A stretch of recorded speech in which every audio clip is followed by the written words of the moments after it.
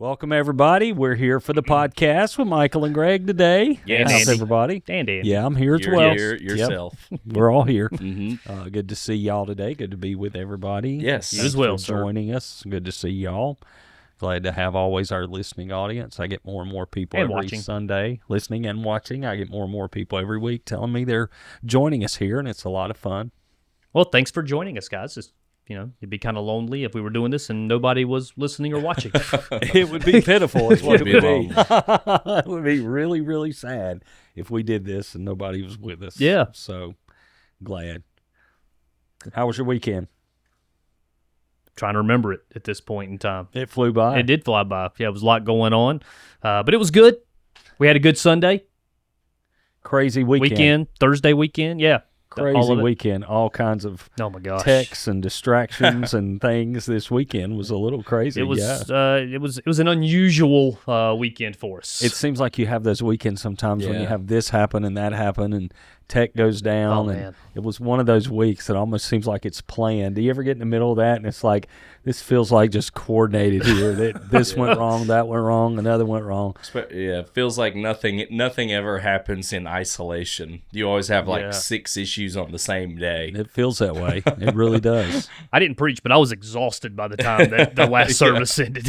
It was, I felt that this week. Some weeks just are let's fly and it's felt good and we're riding it high and all. This one really Yep. felt like work this weekend. Yep. It really did.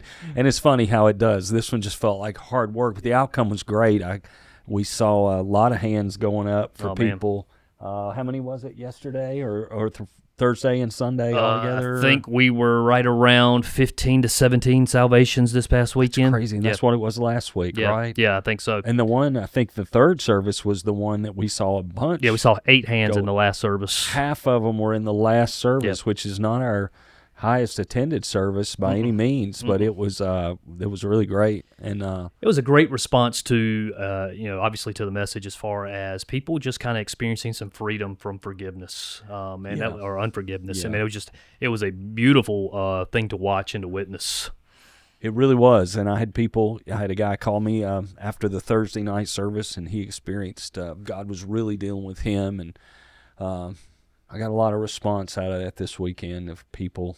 And, it hadn't been that long. Yeah. It's Monday when we're recording Yeah. this, so we hadn't had a lot of time. But so far, a ton of response of people really latching on to the message. We're in the Lord's Prayer, and we're up to the place where it says, forgive us our debts as we forgive our debtors. Mm-hmm. And in other words, forgive us the sins we commit as we forgive people that are around us that have sinned against us. And we talked about those two things going hand in hand. Right.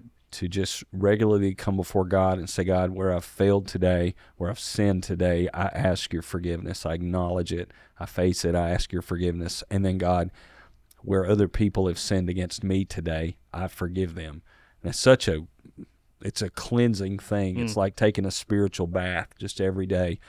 Just wash that sin out of my life. Right. And I say, I forgive people who've hurt me today. And learning to do that quickly is pretty incredible, and it just keeps your heart clean all the time. Yeah, I think it's really relatable. Everybody's held grudges or felt like they've been done wrong. And you mentioned it at one point, I think it was early in the service, but you talked about how when we come to God, we want grace for us, but justice for others, right? It's like we expect him to totally like forgive everything we've done, no questions asked, like make it easy. But then like you walk down the street after that and somebody wrongs you and you're like, that guy needs to be brought to justice. It shows you really the selfishness of human nature that it's like we don't even consider forgiving others the way that we have already been forgiven. It's funny when you're driving, you'll find out a lot about your nature. I really hate it when anybody pulls out in front of me and I'm too close and they pull out and I think they should have let me go, especially if they're slow, Right. and it's just too close. And I was mad one day because somebody just kind of pulled out too close in front of me, and slowed me down. And later on that very day, I was at another intersection, and I thought, I can make it out in front of this person. And I did, and I went on, but I thought, I'm so mad at someone else for doing it, but it's so easy for me to turn around and do the same thing to somebody else. Yeah. That quote, by the way, we want grace for us and justice for others. Josiah gave me that one in our meeting the other day. I got talking about this sermon, and he said that. So creds to Josiah. He did that. Yeah, but gather all kind of information wherever we get it. But it's hand in hand. I ask God to forgive me regularly, and I forgive others. And everybody can relate to both of those. Sure. You, it was kind of, more towards the end of the message, but you kind of you tackled a little bit of that statement in there. Forgive us our debts as we forgive others, and you kind of gave two different vantage points of it, but both of them are at play, right? One of them is the sense of I forgive people I forgive others as I'm being forgiven, but at the same time, in the same measure in which I forgive others that I've forgiven. I just thought that right there, man, landed so hard. Just with me personally, like, man,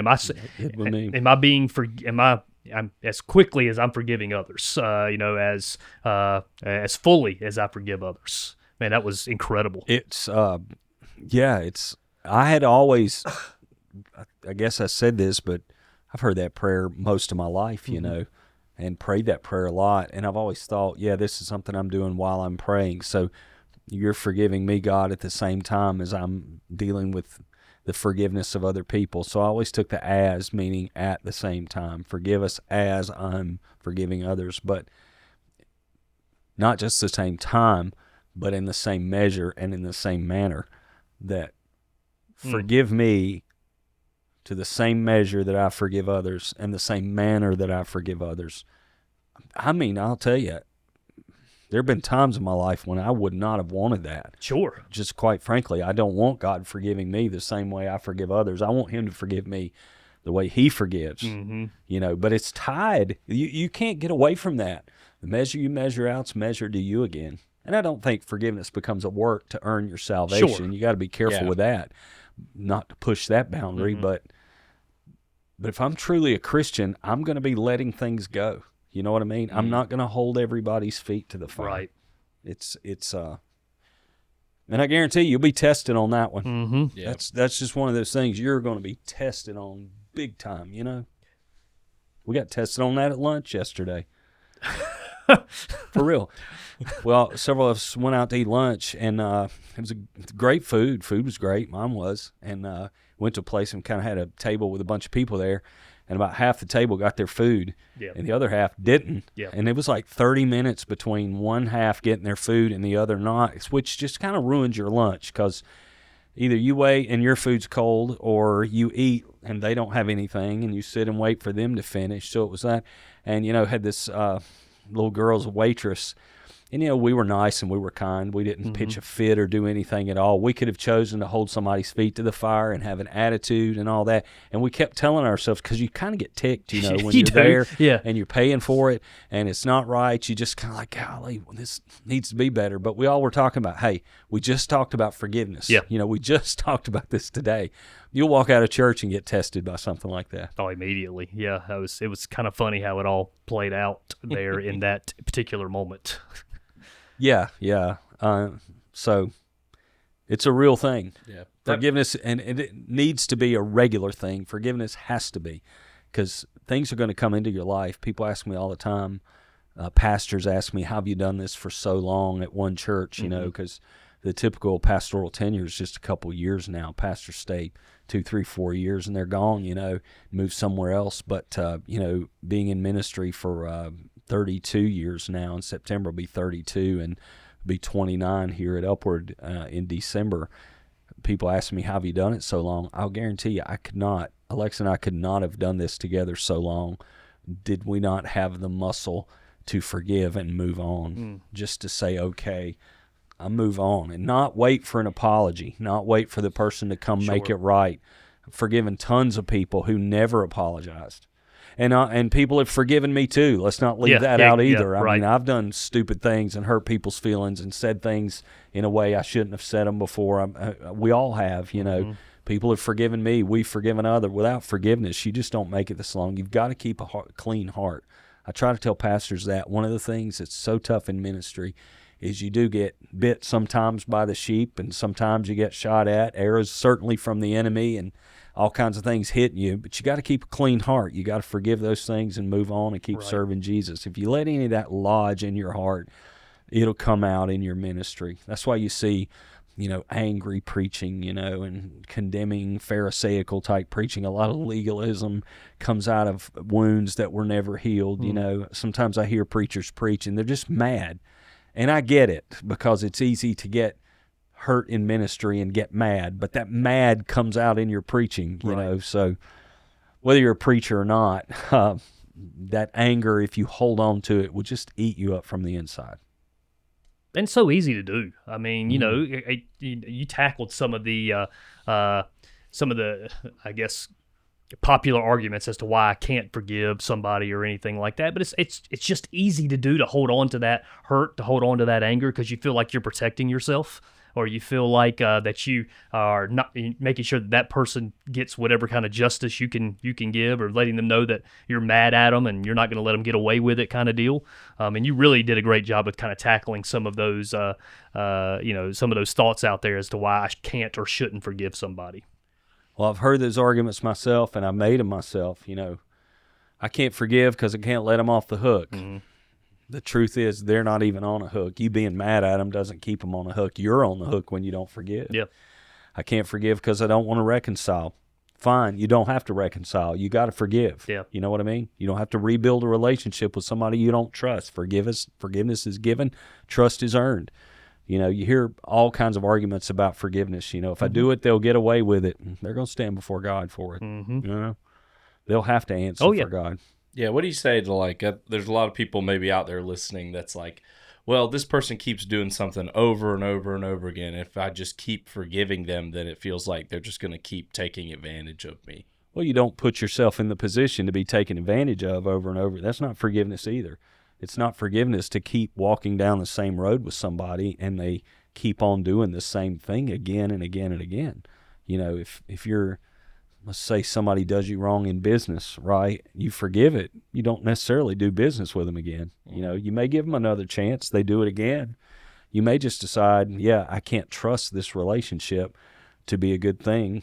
And so I'm going to walk away from it, but I'm not going to carry bitterness in my heart. If it's a relationship with somebody, there's times you've got to get out of relationships, specifically abuse and things like that. I tell spousal abuse is a horrible thing, and I've seen spouses come and they get bitter because over the years the church has told them to stay in a relationship where they were getting beat up. I don't do that. Right. I tell people, I say, if you're getting hit, you're getting beat up, get out of that house, because that type of violence, the type of thing, domestic violence, tends to escalate, and I have seen some horrible outcomes beyond mentioning from that. And I tell people, get out and get to safety. If that person proves that they changed and person proves that they have dealt with their issues causing this, then you can look at restoring the relationship. But that trust has to be built. Forgiveness does not mean trust. Right. Mm-hmm. I would also argue it's the person in human history who let themselves be taken advantage of more than anyone is Jesus. I think Jesus had every reason to leave the disciples at a bunch of different reasons.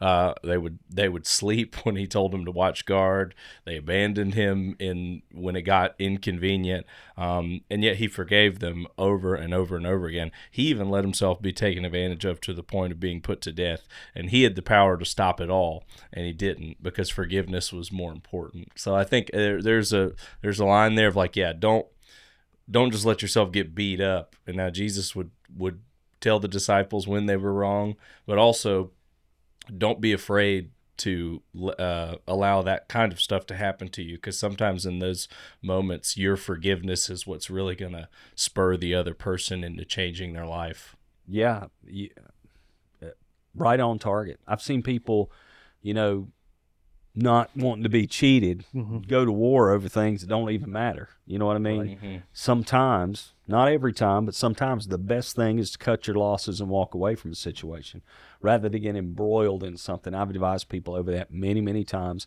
It's another thing that people don't receive very well. These two conversations tend to really tick people off when you're in the moment with them, because they come for counsel and they want you to get angry with them, but that's not your role. Your Yep. role is to sympathize with them and what they've experienced, but your role is not to, and this is good for you when you're talking to your friends or something like that. When they come and say, somebody's done me wrong, your role is not to just jump in with them and take their offense into your own heart. Mm-hmm. You have to stay independent of that in order to help them. You know Yep. what I'm saying? You can't get mad with them, but sometimes people come for counseling or support, and if you don't get as mad as they are about what happened to them, then they're mad at you. You know what I mean? Hurting Yep. people hurt people. Many times I've just stood back objectively and said, listen, the best thing you can do is forgive this and move on. Well, what about this? What about getting cheated? Sometimes it's okay to be cheated. I mean, it's not right. No, It's not what yeah. you want, Yeah. but it's better to be cheated than for you to hang on to something for the rest of your life and hold it and fight a fight that's not worth fighting. Yeah. I've moved on from things before. People have done me wrong, and I've never got an apology, never got resolution. And, sometimes I just give that to God and go on with my life. The And real- sometimes you got to do that. The reality is that if you're going to be engaged in relationships with people, you're going to get hurt at some point in time, and they're going to get hurt by you at some point in time. And so forgiveness has got to be this daily continual thing of where we receive it and we offer it. And the alternative to that is that you just isolate yourself and you're never a part of any relationships with any people. And once again, we come back to this. That's not the way that we were designed, wired, created to be, is that we're supposed to be in relationship with people. And that means we're going to be practicing forgiveness consistently.